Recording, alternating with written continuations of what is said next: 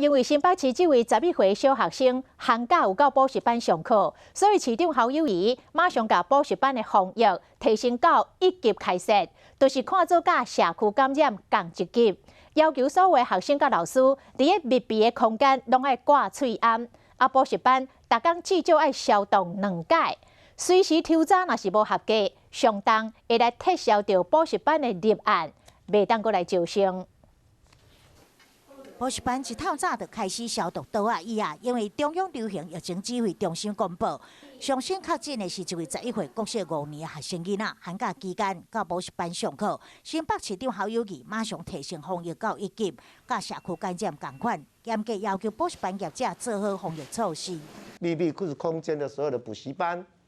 都要戴起口罩，这是一个要求，要戴起口罩。如果做不到，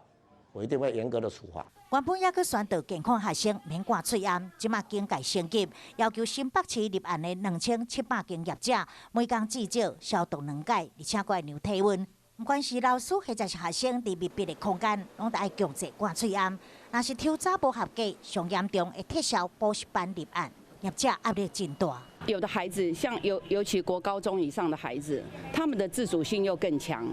绝对不是说老师你讲了，我一定会照着做。那如果说这样的一个罚则马上就罚业者的话，我是觉得对业者的压力会很大。虽然教育局之前已经有发落立案的补习班业者50片的喙罨备用，但是即马学生老师每工到补习班拢爱挂，恐惊会面临喙罨无够的问题。